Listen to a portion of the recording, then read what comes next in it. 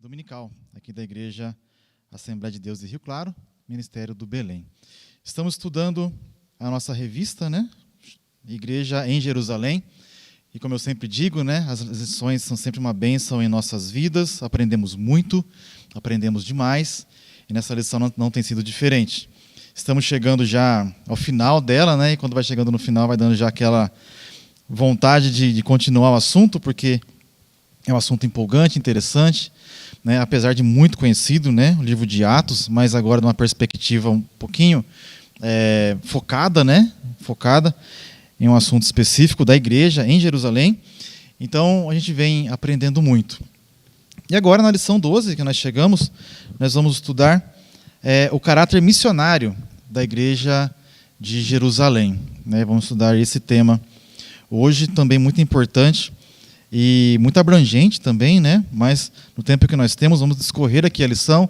Pastor José Gonçalves, pastor e escritor dessa revista, ele escreveu muito bem, né? Muito bem, um esboço muito bem elaborado, e para nós tem sido muito, muito bom. Então vamos seguir a lição, tratar desse assunto tão importante para as nossas vidas. Vamos orar para iniciar. Nosso Deus e nosso Pai, Senhor eterno e poderoso, te louvamos por essa oportunidade de estar aqui esta manhã para estudarmos Tua Palavra. Nos dê graça, nos ajuda a entender a Tua Palavra, a guardar nosso coração para não pecarmos contra o Senhor. Nos ajuda a entendermos e colocarmos em prática a Palavra do Senhor em nossas vidas. Nos ajude a compreendermos, nos ajude a ministrar essa lição, e os irmãos que estão ouvindo, estão assistindo, que possam aprender cada vez mais e que possam ter suas vidas transformadas pelo poder da Palavra do Senhor. Fique conosco, eu lhe peço e te agradeço, em nome de Jesus. Amém.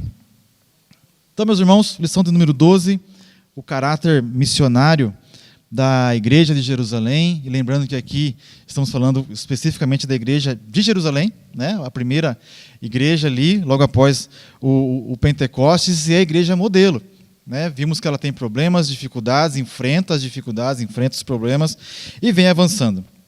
E agora chegamos no capítulo 11 de Atos, que tem uma história muito importante na vida da igreja, que é exatamente o título da lição, o caráter missionário da igreja. Como é que começou essa questão das missões na igreja de Jerusalém? Vamos ver isso na lição de hoje. Já passamos por muitas lições, inclusive a lição passada, a lição 11, uma igreja hebreia na casa de um estrangeiro, né, ali já mostra a ação do Espírito Santo no meio dos gentios, né, daqueles que não eram judeus, não era na mente de um judeu, não era possível que um gentil recebesse, né, o Espírito Santo. Na mente de um judeu, do seu costume, eles não poderiam comer junto, não poderiam conviver juntos, né? E agora a igreja passa a ser composta de judeus e de gentios. Então é uma mudança radical na mente do judeu e extraordinária para o gentil, de ter essa oportunidade. Nós que aqui no Brasil não somos judeus, né? Somos esse prisma, somos gentios, e temos a oportunidade de receber a graça do Senhor Jesus em nossas vidas, e o Espírito Santo também, como consequência, em nossas vidas. Então, estamos também nesse pacote, né, da característica missionária. E o Brasil ele foi alcançado através de obra missionária, né? As igrejas aqui fundadas, a maioria delas são fundadas por obra missionária. Alguém saiu de algum lugar, né, ou de algum país, de alguma cidade, e veio até uma outra localidade pregar a palavra e fundou uma igreja. A história da Assembleia de Deus, ela é uma história que começa com missões, né? Nossos irmãos Daniel Berg e Gunnar Wingren, e depois outros também passaram por essa obra. E hoje a igreja, ela é missionária. Inclusive a igreja aqui de Rio Claro, nosso pastor-presidente, pastor Sisak, ele sempre nos traz relatos, né, de como a igreja vem investindo em missões, né, enviando missionários, enviando recursos e assim sustentando missionários e obras missionárias. Então a igreja que ela nasceu de missões, agora ela tem que fazer missões. E a palavra é essa, ela tem que fazer missões, né? Faz parte da igreja fazer missões. Uma igreja que não faz missões, ela está falhando na sua missão, né? Então a missão da igreja é fazer missões. O nosso textuário está em Atos capítulo 11 e versículo 20. E havia entre eles alguns varões de Chipre, de Cirene, as quais, entrando em Antioquia, falaram aos gregos, anunciando o Senhor Jesus. Então aqui nós vemos já palavras importantes, Antioquia, vamos falar mais sobre Antioquia já na introdução da nossa lição, e falaram aos gregos, né, que é o que eu venho falando aqui, né, aos gregos. Então não eram aos judeus, aos gregos agora a mensagem é levada.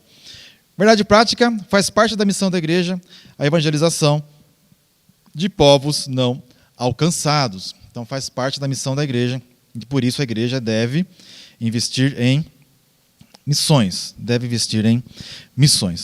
Antes de entrar na nossa leitura bíblica em classe, eu trouxe alguns versículos para que possamos nos contextualizar, né? Para que quando nós formos ler Atos 11, 19 ao 30, os irmãos que têm a lição em mãos, sabem da leitura bíblica em classe, poderão acompanhar. Mas antes eu gostaria de ler alguns textos, que eu até coloquei num slide para ficar mais fácil, e para nos ajudar a localizar, né? Então, nós temos um livro de Atos, no Atos capítulo 7, nós temos a morte de Estevão. Tratamos isso em umas de nossas lições, né? Estevão foi morto, apedrejado, e após a morte de Estevão, aí vem Atos capítulo 8, versículo 4, esse texto nos mostra que os cristãos foram dispersos, né? Então, vamos ler aqui na Bíblia, né? Atos capítulo 8 e versículo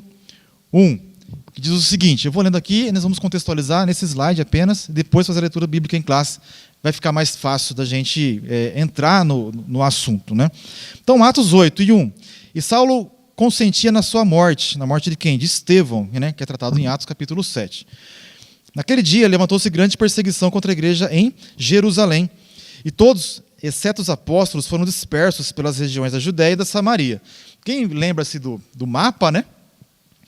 Jerusalém está um pouco mais ao sul do mapa de Israel, aí vem mais ao norte, né? A gente vê ali a Judéia, que é a região, né? E a Samaria um pouco mais ao norte ainda. Então eles foram dispersos. Alguns homens piedosos sepultaram Estevão e fizeram um grande pranto sobre ele.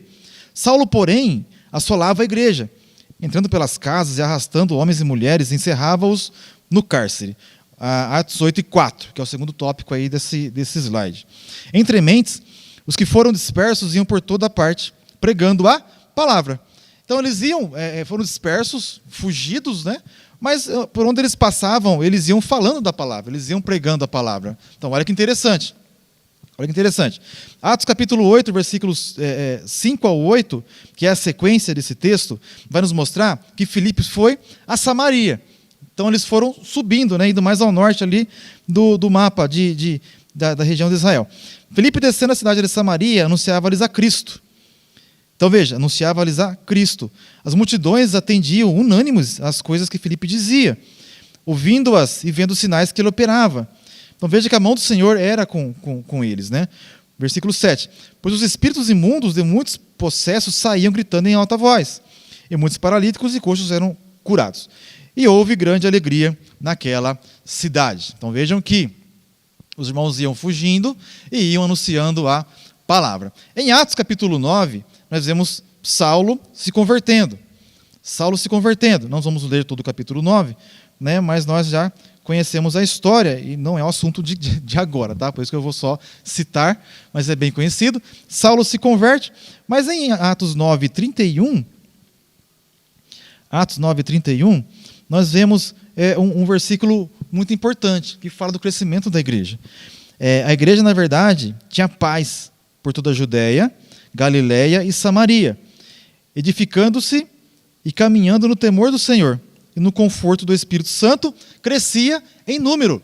Então, olha que interessante, né? A perseguição de Atos 7, com a morte de Estevão, desencadeia aí uma fuga dos cristãos, uma perseguição muito intensa, né? Mas, com o passar do tempo, eles foram fugindo e pregando a palavra, então foi se espalhando a mensagem, e Atos 9:31 nos mostra que a igreja está crescendo. Ela está crescendo numericamente. E é isso que nos traz essa importante visão, né, que eu gostaria de trazer aos irmãos. Em Atos 10, o Espírito Santo desce sobre os gentios, que foi a lição passada, na casa de Cornélio, né? Atos 11, e versículo 19, Aí começa já a entrar no nosso assunto. Né? Entra no nosso assunto. Então agora, a nossa leitura bíblica em classe é Atos 11 e 19. Então vejam, né? A perseguição morre Estevão. Né? A perseguição vem, os irmãos começam a fugir, pregando a palavra, a igreja cresce. E não somente cresce numericamente, mas também agora alcança outra cultura. Né, a cultura helênica, a cultura dos gregos. E todos aqueles que estavam ali naquele momento. Então, muitas pessoas são alcançadas pela mensagem desses irmãos que estão sendo dispersos. Né? E é esse momento da dispersão que vamos tratar nessa lição aqui. Então, veja, agora Atos 11, 19. Vemos que os judeus pregavam somente aos judeus. Agora, os irmãos que têm a lição, pode acompanhar na leitura bíblica em classe. E os que não têm, peguem a Bíblia, por favor. Atos 11, 19. Vamos ler do 19 ao 30. E os que foram dispersos pela perseguição, que sucedeu por causa de Estevão, caminharam até a Fenícia, Chipre e Antioquia. Eu vou mostrar já um mapa onde fica Antioquia, tá? Que daí seria um ponto culminante ali de ajuntamento dos irmãos. Não anunciando a ninguém a palavra, senão somente aos judeus. Então, alguns judeus eles foram dispersos, mas eles pregavam somente aos judeus. Então, a mente deles, porque era um absurdo eles terem comunhão com os gentios, né? Então, eles, olhando pela ótica deles, faria até sentido. Né? Olhando hoje, né? 2000 anos depois, a gente fala, nossa, que absurdo não pregar para alguém. Mas na ótica daquele momento, olhando aos olhos dos judeus daquele momento, era um absurdo eu comer juntamente com o gentil. Né? Então, eles iam fugindo, pregando somente aos judeus. Versículo 20, então, nós vemos que os judeus que eram já helenizados, que falavam a língua grega, eles fugiram para Fenícia, Chipre, Antioquia e pregavam para os gregos. Então, olha que interessante, né? Do grupo dos irmãos que estavam ali, um bloco ia pregando para os judeus, um outro bloco ia pregando para os gentios. E aí a mensagem foi sendo espalhada de um modo completo. Então, veja o versículo 20, está aí na tela. E havia entre eles alguns varões de Chipre e de Cirene, aos quais, entrando em Antioquia, falaram aos gregos, anunciando o Senhor Jesus. Então, olha que algo maravilhoso, né? Como que o evangelho ele vai alcançar pessoas, não somente os judeus, mas alcançar as pessoas de diversas culturas diferentes. Né? Não é somente o brasileiro. O evangelho, eu costumo dizer que ele é atemporal, ele é pregado a todos os tempos, lá no século I, como agora também, e por todos os séculos que vieram, o evangelho foi pregado e ele é atual para todas as épocas. Então ele é atemporal, ele é acultural, né?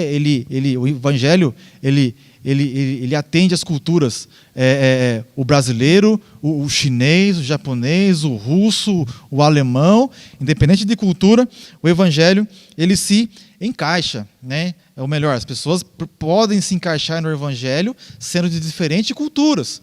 Então isso é muito importante, muito interessante de nós pensarmos assim. Nós não podemos limitar o alcance do evangelho. Não podemos limitar o alcance da palavra de Deus, às vezes olhando, mas aquela pessoa ali, ela é assim, assim, assim. Não podemos. Né? O evangelho ele alcança a todos. Né? E se você for olhar para a sua vida, antes de aceitar a Jesus, para pensar como é que você era antes de aceitar Jesus. Né? E como que você é agora. O evangelho te alcançou. Né? A gente não valia nada, e não valemos nada ainda, só valemos algo pela graça e misericórdia do Senhor em nossas vidas. Então, Atos 11, 21, e a mão do Senhor era com eles. E grande número creu e se converteu ao Senhor. Então, veja que aqui em Antioquia, a mão do Senhor era com eles. Né? A bênção de Deus estava com eles, então as coisas iam acontecendo. E grande número se converteu ao Senhor. O 22. E chegou a fama dessas coisas aos ouvidos da igreja que estava em Jerusalém. E enviaram Barnabé até Antioquia. O qual, chegando e viu a graça de Deus, se alegrou e exortou a todos que, com firmeza de coração, permanecessem do Senhor. Porque era homem de bem e cheio do Espírito Santo de fé. E muita gente se uniu ao Senhor. E partiu Barnabé para Tarso, a buscar Saulo. E achando-o, o conduziu para Antioquia. Então veja, os irmãos escolheram. Quando ouviram falar que lá em Antioquia estava os irmãos se convertendo, enviaram para lá Barnabé. um homem diferenciado, um cristão diferenciado. Falaremos dele mais no terceiro tópico. E então ele chama a Paulo, vai lá em Tarso buscar a Paulo e o conduz ele até Antioquia. E sucedeu que todo um ano se reuniram naquela igreja e ensinaram muita gente. Em Antioquia foram os discípulos pela primeira vez chamados cristãos. Então veja, né? Maravilhoso essa parte também. Versículo 27. Naqueles dias desceram profetas de Jerusalém para Antioquia, e levantando-se um deles, por nome Ágabo, dava a entender pelo Espírito que havia uma grande fome em todo o mundo.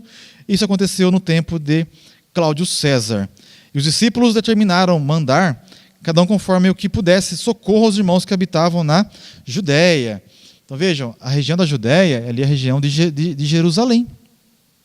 Então a igreja, agora recém-formada de Antioquia, ela mostra um fruto já de amor, que eles mandaram socorro aos irmãos lá de Jerusalém. Então veja que algo tremendo, né? Como que a igreja aqui já começa de um modo correto.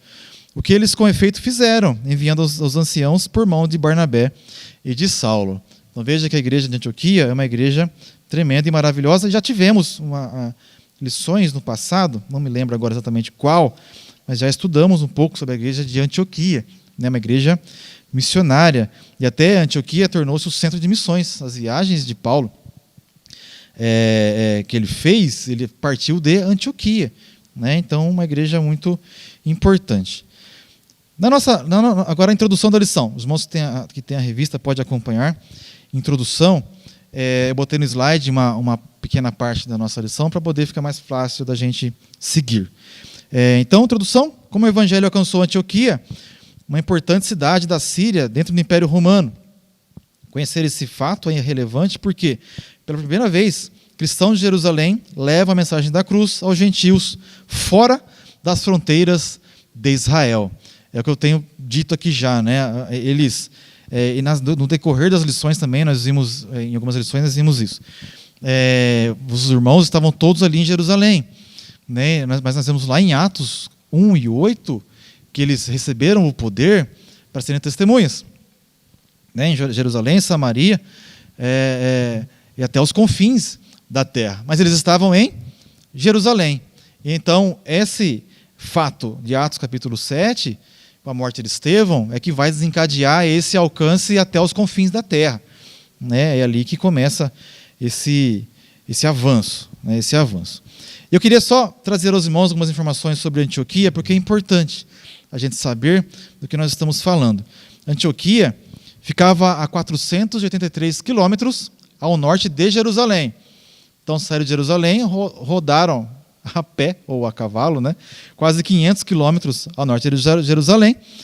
A população de Antioquia variava, essa informação aqui é de um livro da ETAD, do curso de Teologia da ETAD, o livro de Atos, variava de 250 mil a 500 mil habitantes. Alguns livros afirmam que era 500 mil habitantes em Antioquia. De qualquer forma, é uma cidade grande, muito grande, né? Rio Claro tem um pouco mais de 200 mil habitantes. Então, Antioquia era pelo menos maior que Rio Claro ou mais do que o dobro do que Rio Claro. Era uma cidade muito grande.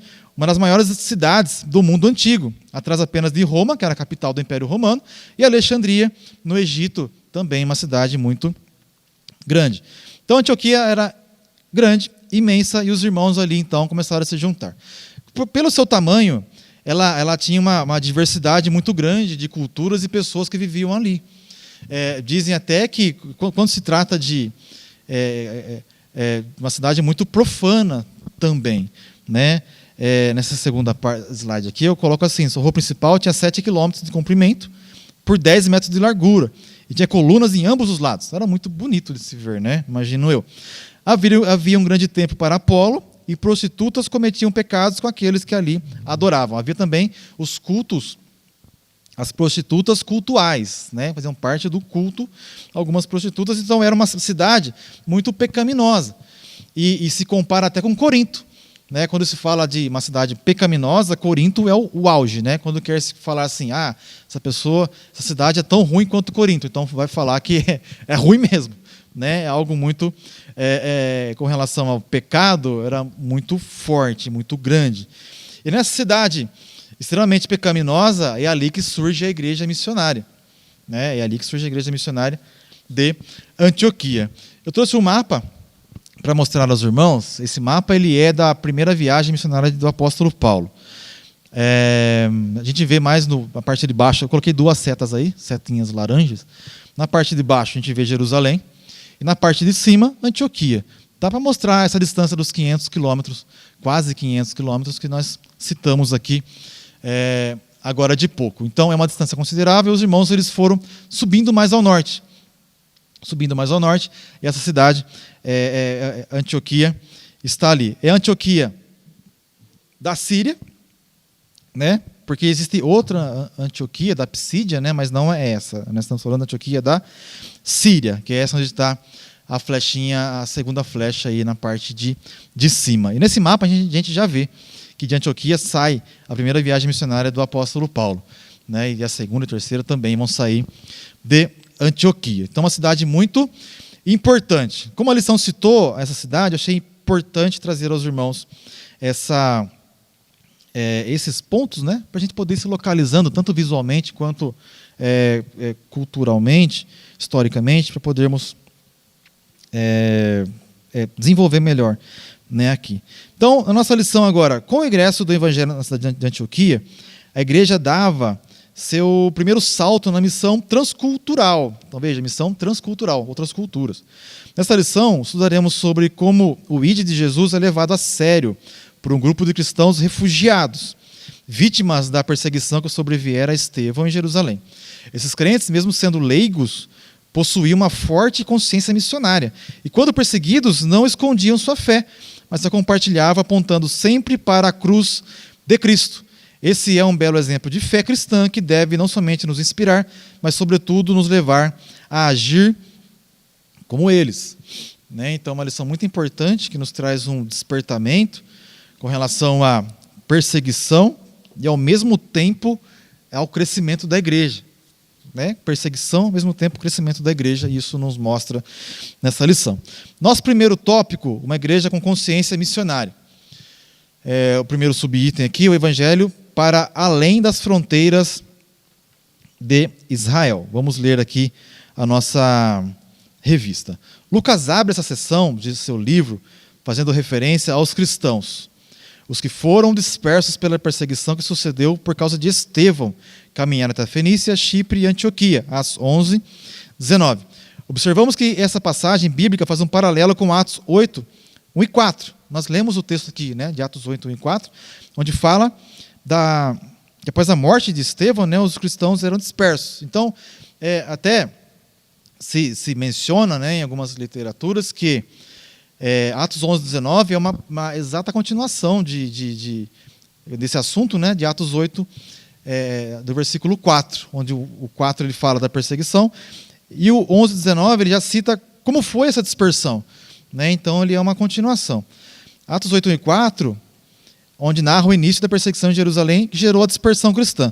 Assim como Filipe, que em razão da perseguição levou o evangelho à cidade de Samaria, da mesma forma, esses crentes, que também faziam parte desse grupo de cristãos perseguidos, levaram o evangelho para além da fronteira de Israel. Então, já comentamos aqui algo sobre isso, né? Então, agora eles saem além da fronteira de Israel. Agora eles vão para um alcance maior, né? Um alcance maior.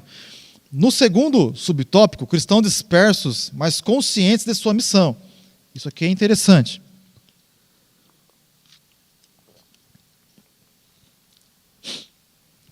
Na lição também.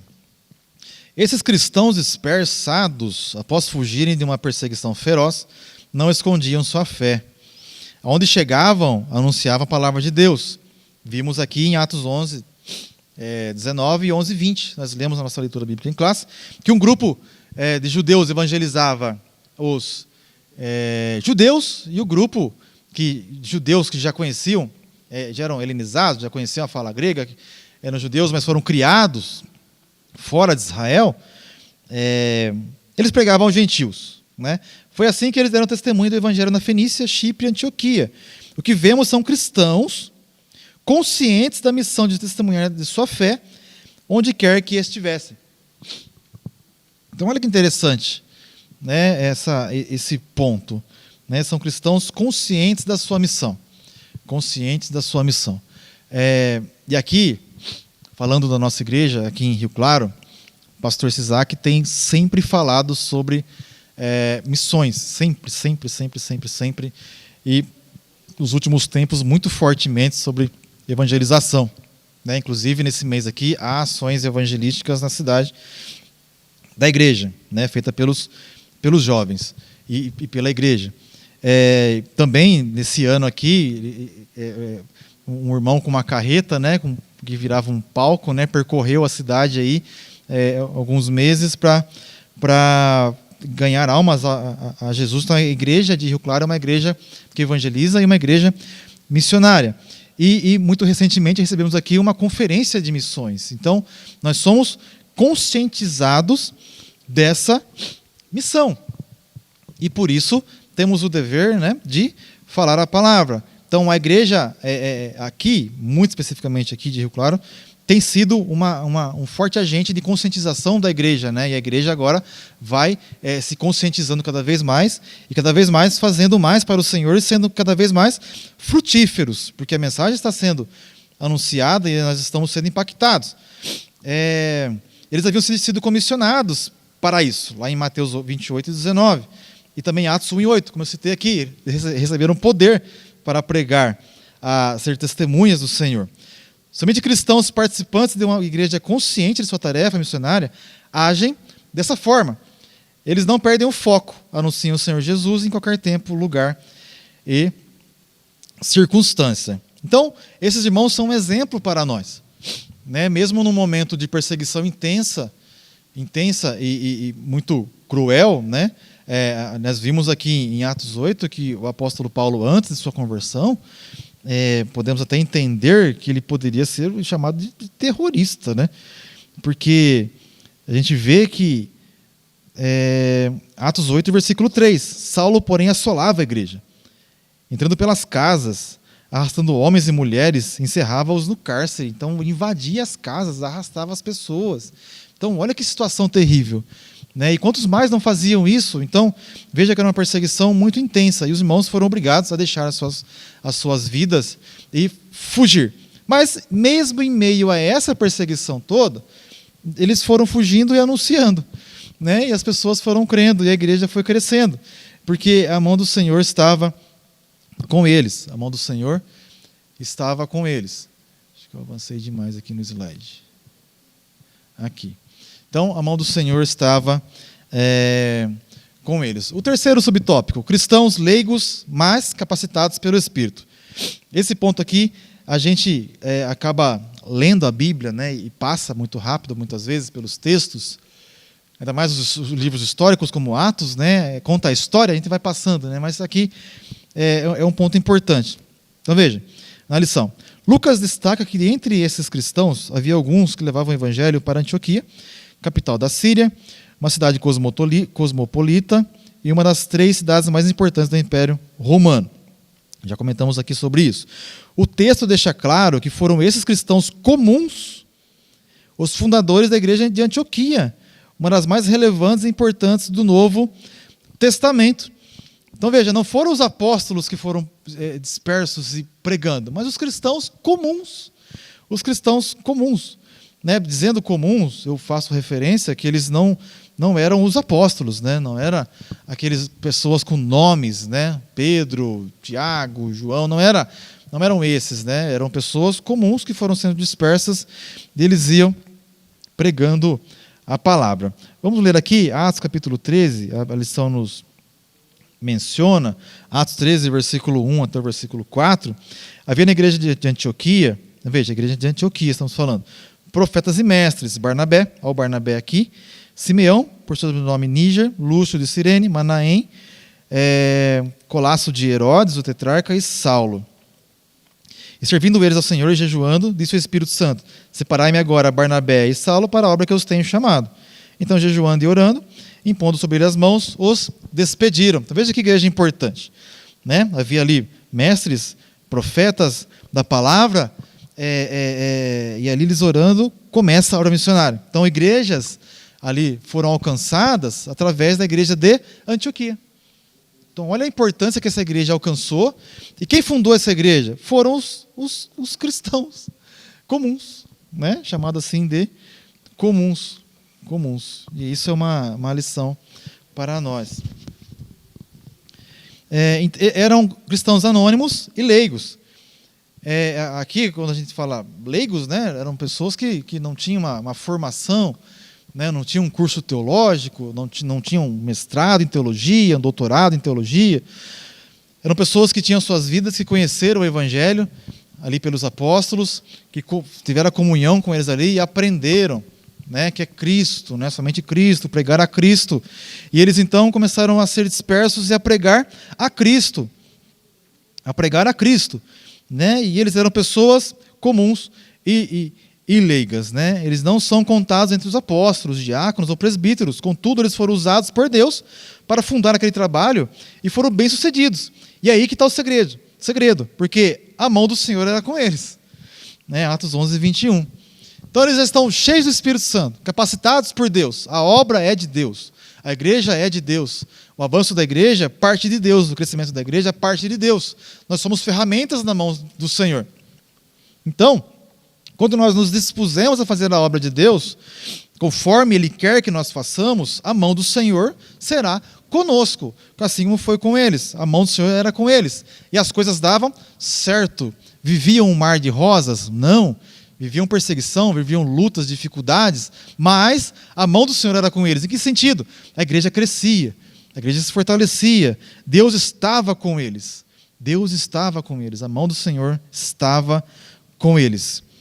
Esse era o segredo que fez toda a diferença. O que fica em destaque, portanto, não era o ofício ou o cargo, mas a capacitação do Senhor. Não é ofício ou cargo. Né? Não é ofício ou cargo. Não preciso ter um cargo para fazer a obra de Deus, né? Mas precisamos da unção, da graça de Deus para fazer a obra do Senhor. Os apóstolos eram extraordinários e os profetas excepcionais, somente porque com eles também estava a mão do Senhor.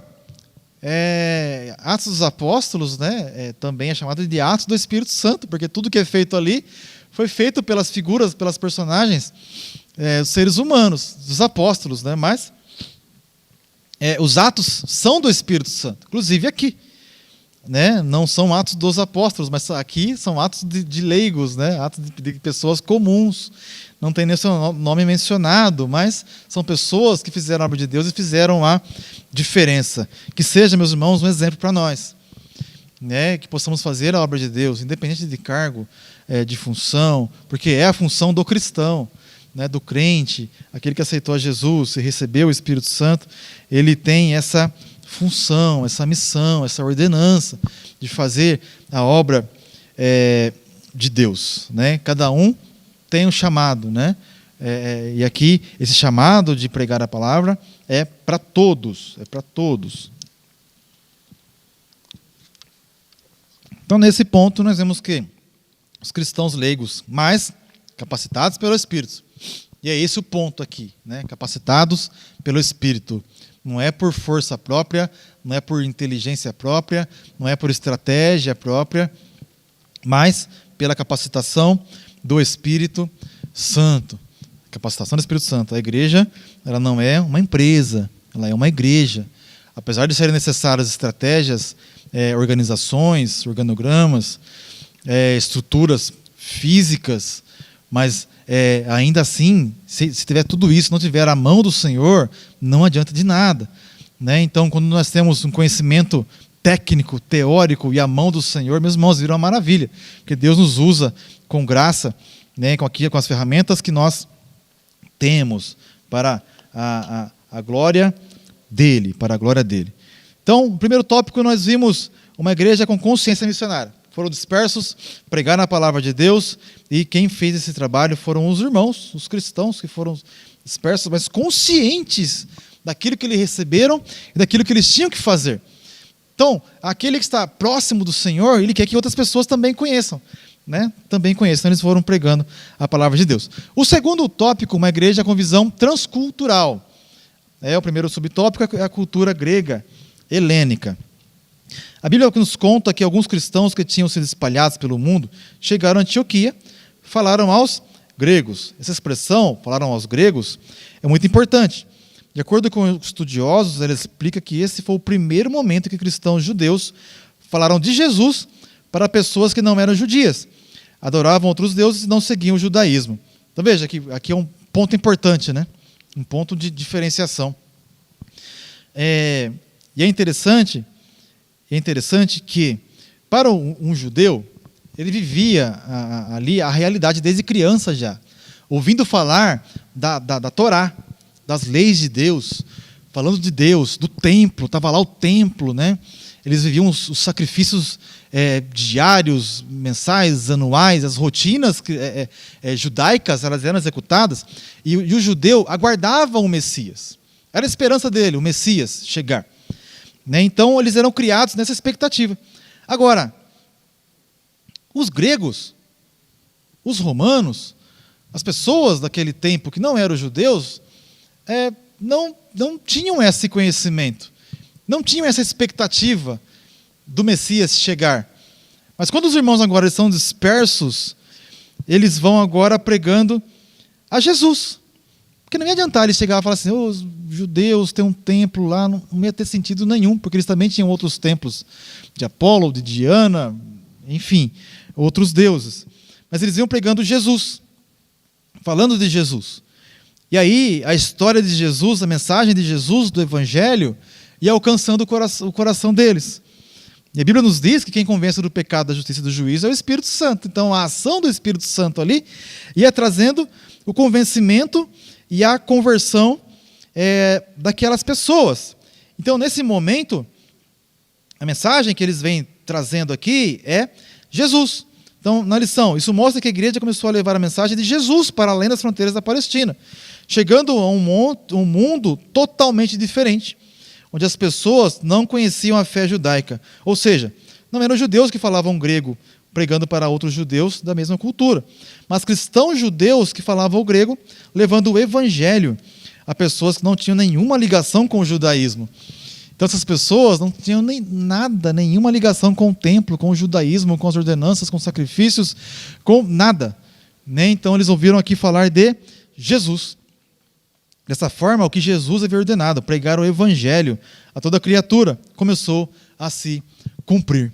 E a mensagem impactante, a mensagem que atinge o cérebro, atinge o coração, atinge a alma, atinge o espírito, fazia o efeito ali e as pessoas iam se convertendo com a mensagem do evangelho. Eles viam algo melhor em Jesus do que eles tinham nos outros deuses. E ali eles iam se convertendo. Então, algo aqui é muito extraordinário. A forma como Deus trabalha e o alcance do evangelho. Quem limita a Deus, muitas vezes, somos nós. Quem coloca limites em Deus, muitas vezes, não que vamos limitar a Deus, me entenda, né? Às vezes a gente deixa de falar para alguém do Evangelho, porque às vezes passa na mente, mas não vou falar para isso aqui não, por causa disso. Mas a gente não tem esse direito de escolher, né? Nós precisamos nos deixar ser usados pelo Senhor. O segundo subtópico, contextualizando a mensagem. Podemos ver aqui um exemplo de como os primeiros cristãos adaptavam a mensagem ao contexto em que estavam. Lucas nos conta que eles anunciavam o evangelho do Senhor Jesus, Atos 11, 20. O texto é curto e direto, mas esses cristãos estavam pregando para pessoas que não eram judias. Isso significa dizer que eles não podiam simplesmente usar o Antigo Testamento para provar que Jesus era o Messias prometido, porque isso não fazia sentido para aquele público, diferente dos judeus samaritanos, que já esperavam o Messias. Os gentios não tinham essa mesma expectativa. Além disso, esses cristãos não mencionam costumes judaicos, como a circuncisão, que Estevão citou em seu discurso. Então veja, quando Estevão pregou, ele pregou aos judeus, então a mensagem dele foi direcionada aos judeus. Citou a história de Israel todinha, né? Vimos aqui em umas lições passadas. Estevão citou a história de Israel todinha, falou do templo, das mudanças, né, que Deus não estava preso ali ao templo, esses judeus de agora estavam matando os profetas e mataram o próprio Cristo, né? Então aí eles enfurecidos mataram Estevão. Mas assim, Estevão falou aos judeus, a mensagem foi de história judaica. Mas aqui o contexto, a cultura é outra.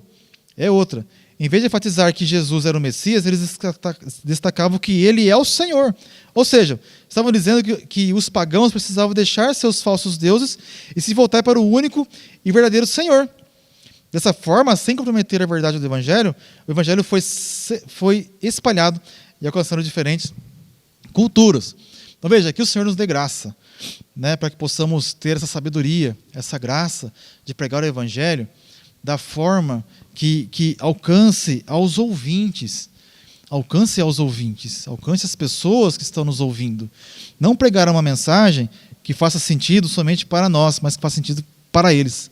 Né? Essa sabedoria, essa graça vem de Deus. Né? Precisamos estar atentos quanto a isso para que seja entendível. Né? Porque pensando na comunicação, né? Se eu falo uma coisa para alguém e ela não entendeu, a comunicação não está correta. Ela precisa entender o que eu estou passando a ela. Né? E aí precisamos de inteligência e de graça.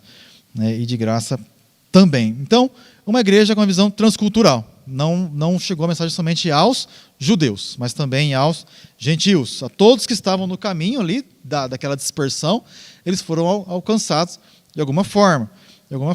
E vimos textos aqui que a igreja crescia. Então,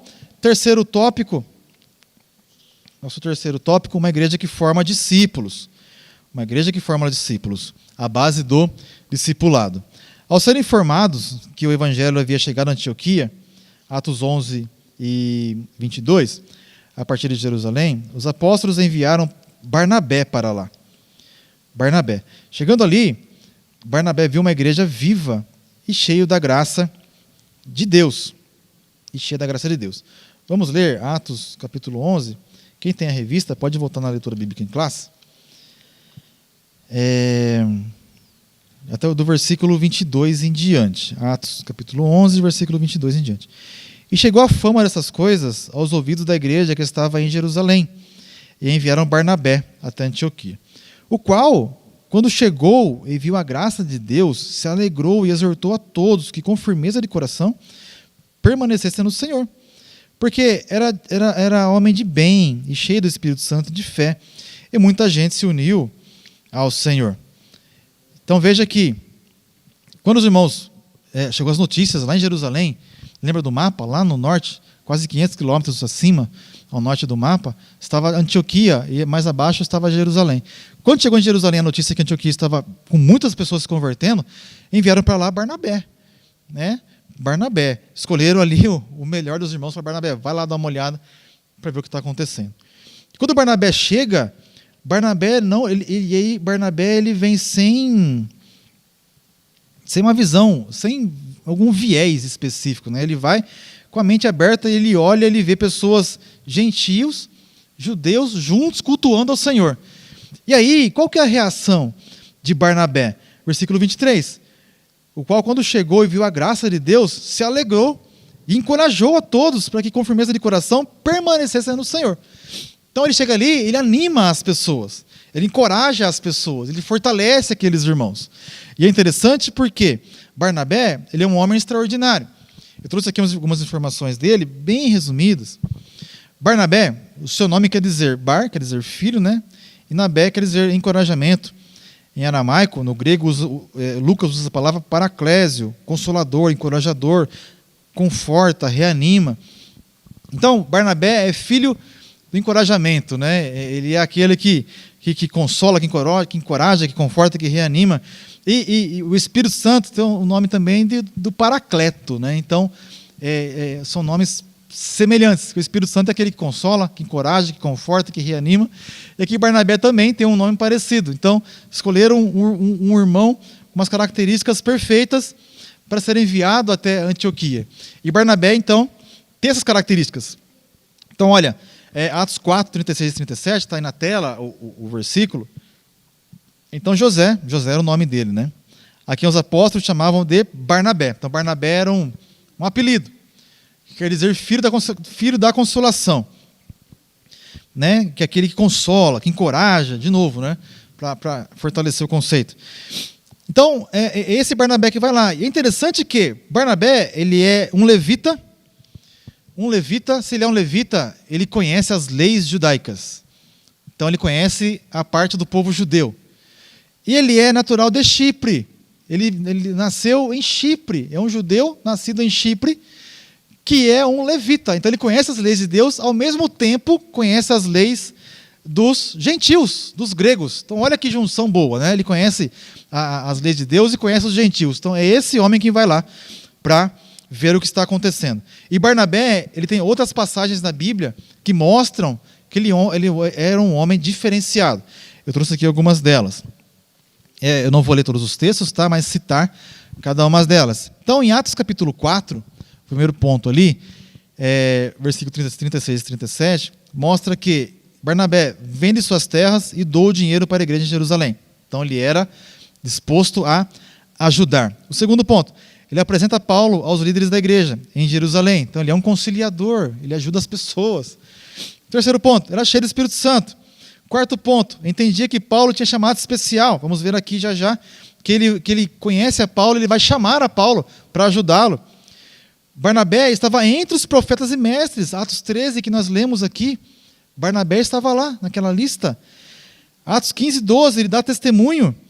E em Atos 15, 36 a 40, ele decide ajudar João Marcos. Quando João Marcos ele vai viajar com Paulo e Barnabé na primeira viagem missionária, João Marcos desiste e volta. Na segunda viagem, Paulo não quer mais João Marcos. Paulo fala, não quero mais. Ele já desistiu, não vai mais.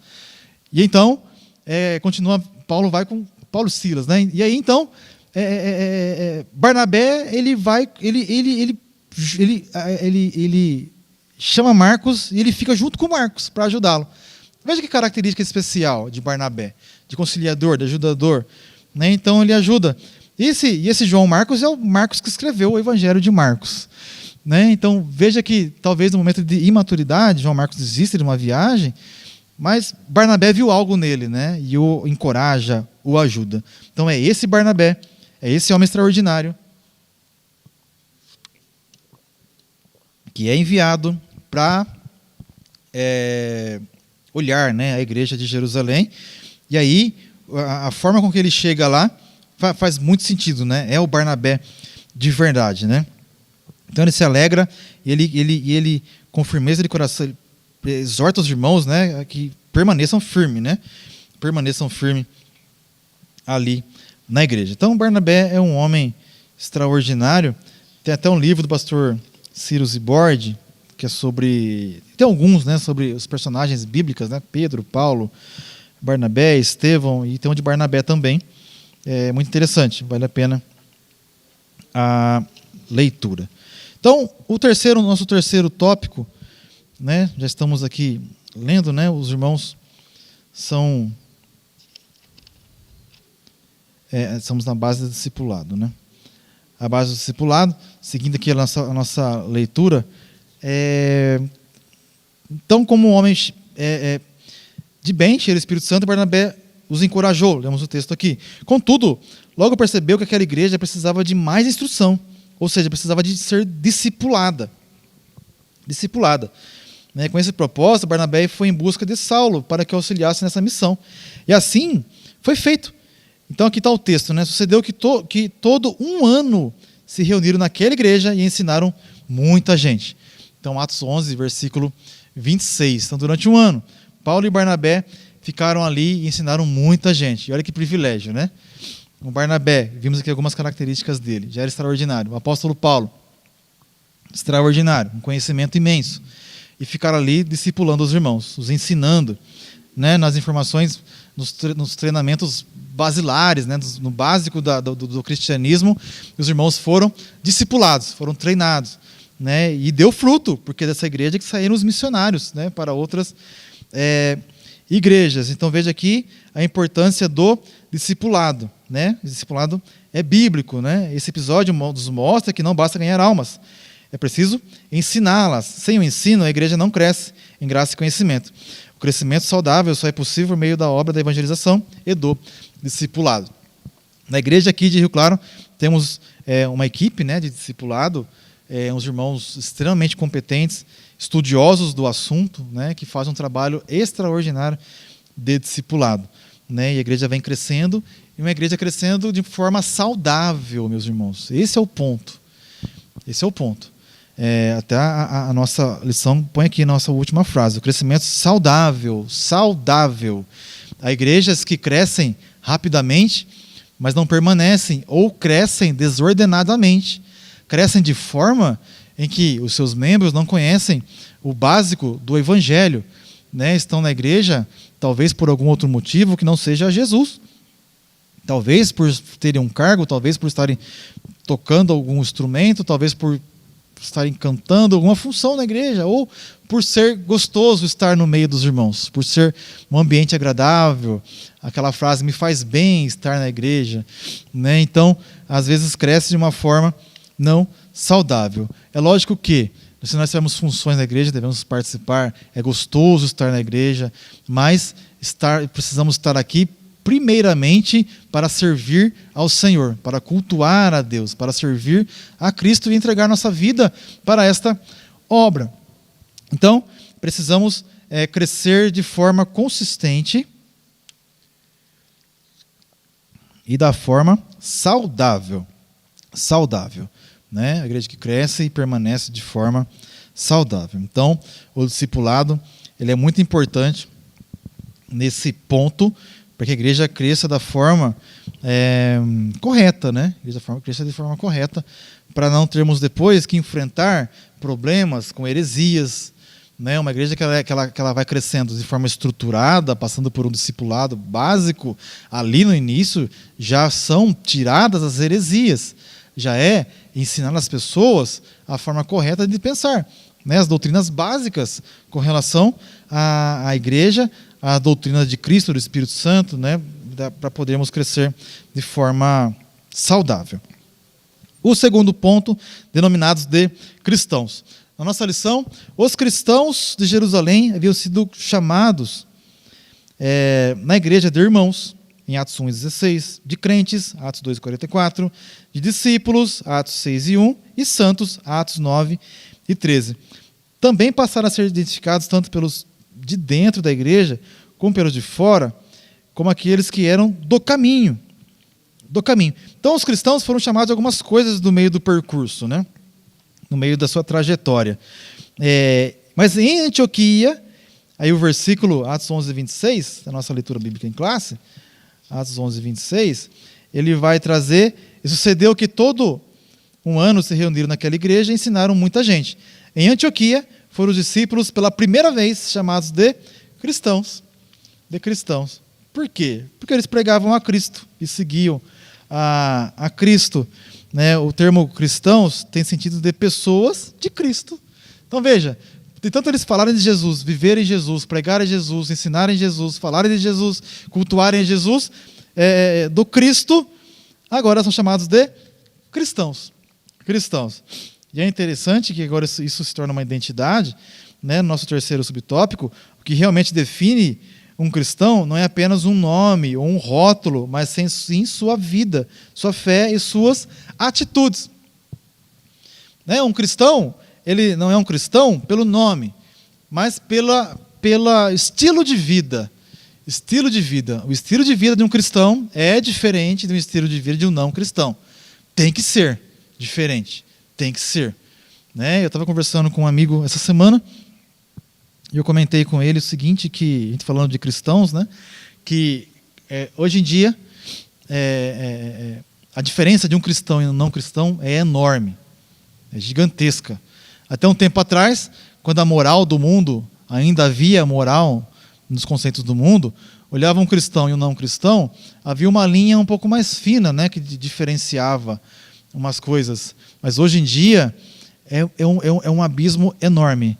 Um cristão, ele é visível de longe pelas suas atitudes. E um não cristão também, pelo seu palavreado, pela forma de pensar, pela forma de agir, pela sua rotina, pelo seu estilo de vida, pelas suas roupas. Então a gente observa, a gente vê um cristão Não pela sua boca, falar eu sou um cristão, mas pelas suas atitudes, pela sua fé, né? Por aquilo que se acaba enxergando, pelos seus frutos. Pelos seus frutos. Fruto fala de resultado, né? Por aquilo que ele demonstra, que ele mostra. Embora alguns estudiosos acreditem que o termo cristão tinha sido usado em Antioquia como uma forma de zombaria, a verdade é que aqueles seguidores de Jesus demonstravam um grande entusiasmo e dedicação, assim como os primeiros crentes que vieram da igreja de Jerusalém para pregar naquela cidade. O nome cristão aparece novamente na Bíblia, em Atos 26 e 28, 1 Pedro 4,16.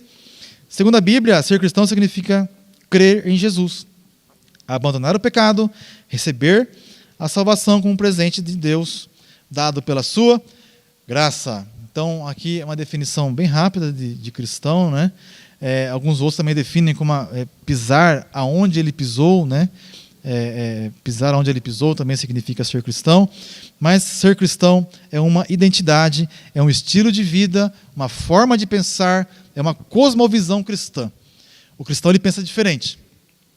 Por exemplo, uma pessoa que não é cristã, ela vê o mundo hoje, ela faz uma leitura do mundo, né? Ela vê a política, ela vê a moral, ela vê as crises acontecendo, ela fala, está tudo difícil, está complicado, não temos para onde fugir, não temos o que fazer, precisamos fazer alguma coisa, precisamos de um presidente novo, precisamos de um governador novo, precisamos de um líder novo, precisamos de uma moeda nova, precisamos de algo novo.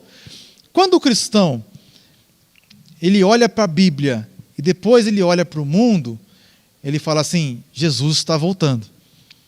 Tudo isso, crises são bíblicas e a tendência é piorar. Quando o cristão ele olha, ele fala, preciso me apegar mais a Deus. Preciso pregar mais a palavra de Deus. Preciso melhorar na presença de Jesus. Preciso ser melhor, porque Jesus está voltando. Então, a cosmovisão cristã ela é diferente. O cristão, primeiro ele olha para a Bíblia e depois ele lê o mundo. Né? E essa leitura através da Bíblia nos mostra que Jesus está voltando. Jesus voltará muito em breve. Muito em breve. Então, meus irmãos, chegamos ao final dessa lição, nesse ponto da identidade cristã, e nós vimos nesse pouco tempo aqui, vimos o caráter da igreja missionária. Vimos que os irmãos foram pregando, fugindo, eles tinham consciência do seu trabalho, da sua missão. Eles pregaram de uma forma transcultural para pessoas diferentes, de culturas diferentes, e após a igreja se juntar, eles entenderam da questão do discipulado. Né? Pregar e discipular. Então eles viram isso e fizeram de forma maravilhosa. Né? E os resultados é que nós estamos aqui hoje pela graça de Deus, pelo trabalho que foi feito lá no primeiro século, né? E depois vem servindo de exemplo para nós. A conclusão da lição, aprendemos como a providência de Deus faz com que o evangelho chegue, por meio da igreja, a povos ainda não alcançados. O que se destaca não é uma metodologia sofisticada de evangelismo, mas a graça de Deus que capacita pessoas simples e anônimas a realizarem a sua obra. Quem deseja fazer, Deus capacita. Ninguém jamais terá tudo o que precisa para cumprir a obra de Deus. No entanto, se Deus tiver tudo de nós, Ele nos habilitará a realizá-la. Né? Não somos completos, nós não temos capacidade, nós não temos de nós mesmos nada. Mas se a mão do Senhor estiver conosco, Ele vai nos habilitar e nos capacitar. Meus irmãos, chegamos ao final dessa bela lição, que os irmãos possam... e as lições são sempre assim uma pequena parte, né, do estudo. Né? Existem livros que até a nossa lição nos indica, são assuntos mais amplos, né, e complexos, mas a lição está muito bem resumida, muito bem esclarecida. Espero que tenha te alcançado de alguma forma, que o Senhor possa alcançar o seu coração e a sua mente, que possamos melhorando, né, cada dia mais e melhor. Deus abençoe, em nome de Jesus, vamos orar para encerrar, que o Senhor Deus possa nos abençoar e nos guardar. Nosso Deus e nosso Pai, te louvamos por essa oportunidade aqui, por esse momento que passamos aqui com os irmãos, trazendo a palavra do Senhor nessa lição tão maravilhosa. Que o Senhor possa nos dar graça para melhorarmos cada vez mais, pregar a Tua palavra, ensinar a Tua palavra, viver a Tua palavra, que possamos estar fazendo a obra do Senhor e sermos frutíferos. Abençoa os teus irmãos, teus filhos que estão ouvindo e assistindo, que a palavra do Senhor possa achar guarida no coração deles, que o Senhor possa renová-los, fortalecê-los e dar graça para que possamos continuar e perseverar na obra do Senhor. Se conosco, nos abençoa e nos guarda, lhe peço em nome de Jesus. Amém. Abençoe em nome de Jesus.